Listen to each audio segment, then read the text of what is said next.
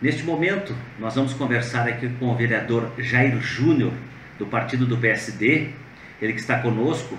O vereador, na verdade, que mais cobrou e que mais trabalhou tanto o Executivo como o Legislativo, tanto a Prefeitura como a própria Câmara de Vereadores, que é onde ele é vereador aqui em Lages.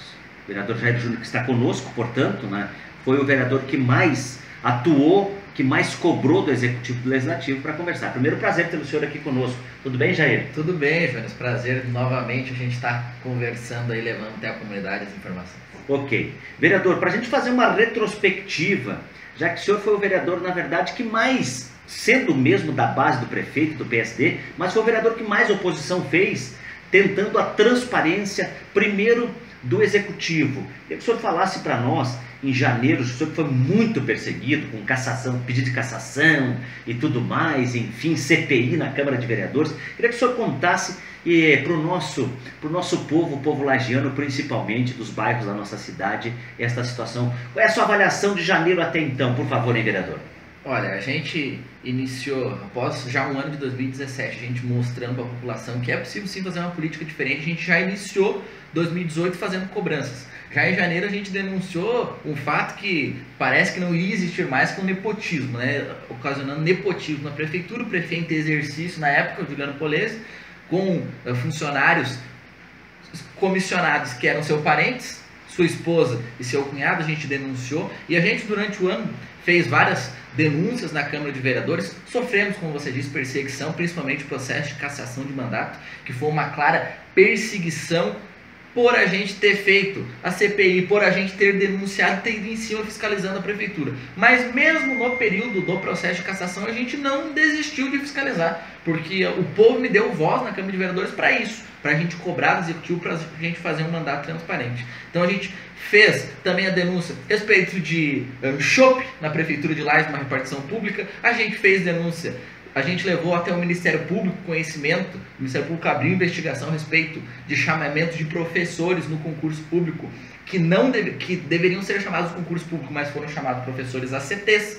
A gente levou até o conhecimento do Ministério Público depois, mais ao meio do ano, a respeito da contratação de empresa de parente do vice-prefeito Juliano Polese. A gente denunciou um vereador na Câmara de Vereadores, o vereador Rony, que prestava serviço com máquinas na prefeitura. A gente fez várias denúncias ao longo do ano e chegando até esse final do ano, a gente denunciou também a respeito do cartão corporativo, mais ao final do ano, gastos irregulares do cartão que a gente entende, gastos em pastelaria, gastos em flores, floricultura. Então a gente entende que foi um ano de muita fiscalização e a gente tentou, desde o início, moralizar a prefeitura para que esses desmandos parem de acontecer. O senhor fez toda essa batalha, toda essa luta, né, vereador?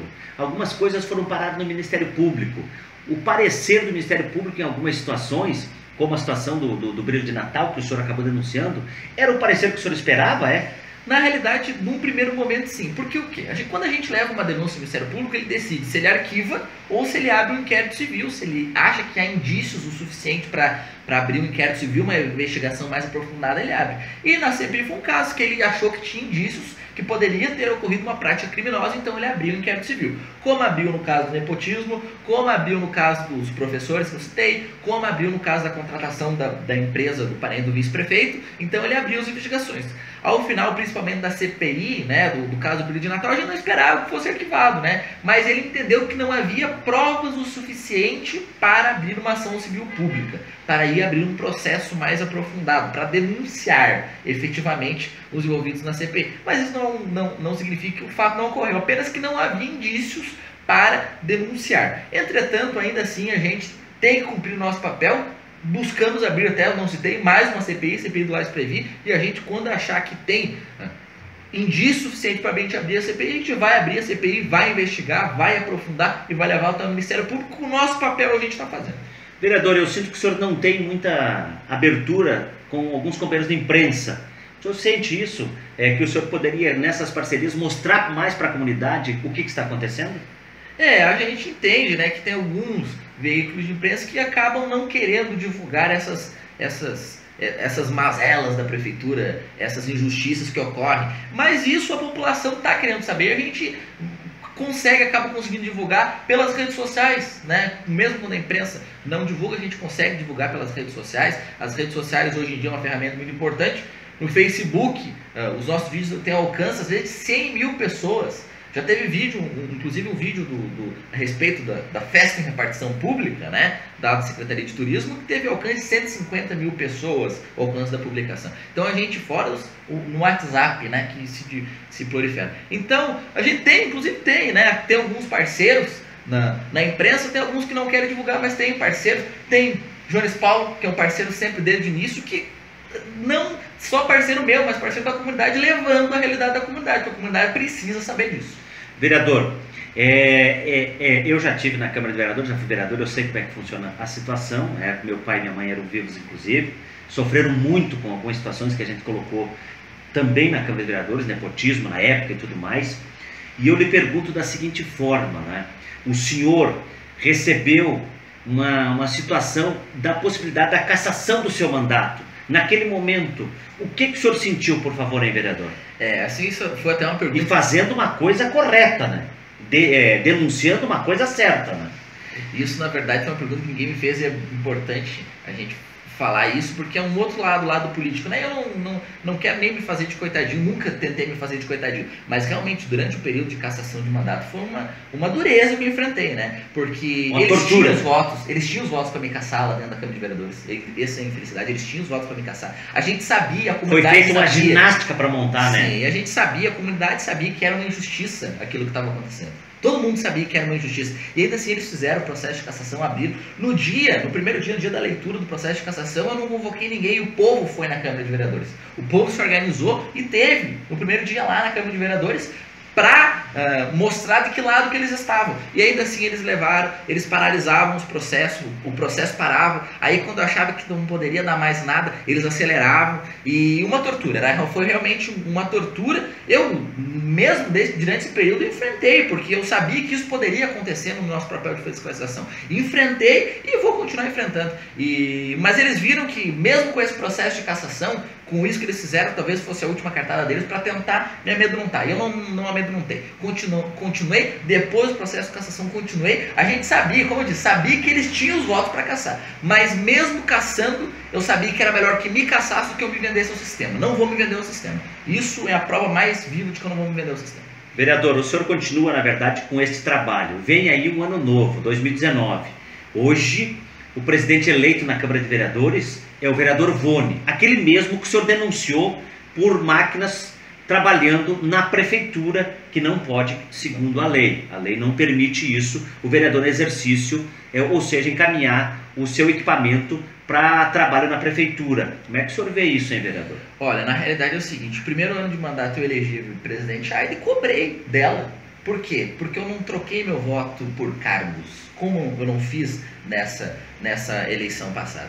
Tinha duas candidaturas, a primeira era do líder do governo, a segunda era uma chapa que encabeçava pelo Vone. Inclusive eu critiquei no meu voto, eu critiquei os dois presidentes, nenhum dos dois representam uma perspectiva de mudança, mas pelo menos na chapa do Vone a gente via que tinha o Amarildo e o Bruno, que são duas pessoas que eu digo que uma das mentes mais lustras lá dentro da Câmara de Vereadores. Então a gente entendeu que naquele momento, entre o vereador que representava o governo, o líder do governo, que era do seu partido, que era do meu partido, mas que era o líder do governo, e uma chapa que pelo menos era mudança, a gente entendeu que naquele momento era melhor, o menos pior, não o melhor, o menos pior era a chapa encabeçada pelo vereador Vone, a chapa 2, na oportunidade. Mas a gente vai continuar cobrando, como a gente cobrou da vereadora Aida, como a gente cobrou do vereador Luiz Marinho. A gente vai continuar na Câmara de Vereadores cobrando que a Casa do Povo seja a Casa do Povo, que a Casa do Povo seja transparente, que não ocorra o desvio de função, que não ocorra o nepotismo, que não ocorra as imoralidades. A gente vai continuar cobrando que a lei seja cumprida, indiferente de quem seja o presidente. Presidente Elvone, não troquei meu voto por cargos, porque eu não faço isso, não vai ter nenhum indicado meu lá dentro da Câmara de Vereadores, então a gente vai continuar cobrando para que a política mude.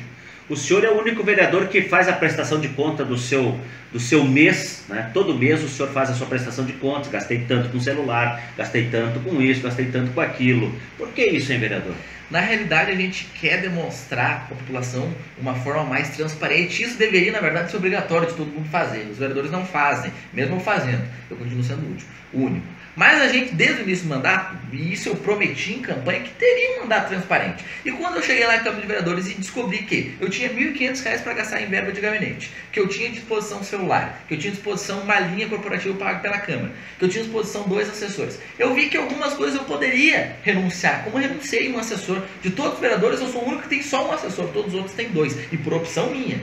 E a gente decidiu tornar a política mais transparente, porque isso é dinheiro público, é o dinheiro que está sendo gasto, dinheiro público, e a gente quer que a política se moralize, a gente quer que a população acredite na política. Eu quero, você quer, todo mundo quer, e os políticos querem que a população acredite na política, e a população só vai acreditar no político, no seu representante, quando ele demonstrar ações desse cunho, quando ele demonstrar transparência. Vereador Jair Júnior, com todo esse seu trabalho de cobrança, né, de fiscalização, que é o trabalho do vereador, trabalho correto de fiscalização, tanto do Executivo como do próprio Legislativo, que é onde o senhor comanda o seu trabalho, o senhor hoje se credencia com uma forte liderança, mas no seu partido, no PSD, o senhor não vai ter esse caminho. O senhor pretende sair do partido, Hoje a gente não pode ser do partido, porque senão eu vou perder o mandato, né? Somente abre janela partidária em março de 2020. Mas com certeza, se não encontrar espaço, a gente está se credenciando e está dando oportunidade aí para novas lideranças. Inclusive, antes era só o Legislativo, agora o Executivo também. Tem novas lideranças vencendo. Aqui no estado, o governador foi um cara que nunca foi candidato a nada, então está tendo perspectivas de novas lideranças. Então, se a gente tiver viabilidade eleitoral, chegar em março de 2020 e não encontrar uma saída dentro do partido, não encontrar espaço, com certeza vou ter que trocar de partido para a gente buscar um pleito eleitoral 2020. Esse partido seria o PDT, que o senhor está conversando, que o senhor vem dialogando, enfim, tudo mais? Seria esse o caminho, vereador? Pode ser o PDT está de portas abertas, né? E a gente tem que analisar primeiramente que não adianta também eu ir para um partido, ir para qualquer partido, e para um partido chegar na hora, o partido acabar vendendo o passe e se coligando com outro partido, e eu não sendo candidato a nada, ou não conseguindo sair a nada. Então, por isso que a gente tem que analisar bem a fundo. O PDT está dando as portas abertas, inclusive para concorrer à prefeitura. Então, talvez seja o partido, seja sair, talvez seja outro, a gente não sabe ainda, até 2020 tem muita água para rolar. O senhor quer ser o prefeito de Lages, Eu quero porque eu acho que a gente pode fazer uma política de forma diferente. Eu vou dizer que, primeiramente, quando eu iniciei o mandato, não esperava que chegasse com 2 anos de mandato a gente se credenciasse para ser candidato a prefeito. Mas, diante de todo o cenário desse linho, uma prefeitura, infelizmente, que é muito impopular, e a gente não tem surgimento de novas lideranças, eu me credencio para ser um representante que a população deseja realmente o povo fazer a administração da prefeitura, uma administração transparente, enxugando a máquina, uma forma de gestão e não de arrumar os meus aliados lá dentro da Câmara de Vereadores. Então, se tiver oportunidade, se tiver viabilidade eleitoral, a gente vai sim concorrer à prefeitura. Ok. Daí, portanto, eu quero agradecer ao vereador Jair Júnior por ter conversado conosco, a gente passando esse bate-papo, fazendo essa retrospectiva do trabalho dele deste ano na Câmara de Vereadores do município de Lages. Vereador, muito obrigado, um Feliz Natal para o senhor, para a família, para toda a sua comunidade, e que Deus o abençoe e um Feliz Ano Novo. Obrigado, Jones. Feliz Natal para todo mundo também que nos acompanha. Feliz Natal, Jones. Próspero Ano Novo. Que 2019 seja um ano melhor para a nossa política, que seja um ano melhor para todo mundo. E que a gente faça um ano melhor, principalmente. Tá aí, vereador Jair Júnior.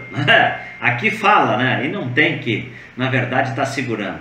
Parabéns ao vereador Jair Júnior, e tá aí o seu trabalho prestado, na minha opinião, o melhor vereador deste ano, do ano de 2018. E é claro, se credenciando dessa forma, o futuro político é inevitável. Um abraço ao senhor, um abraço à nossa comunidade. Daqui a pouco mais informações.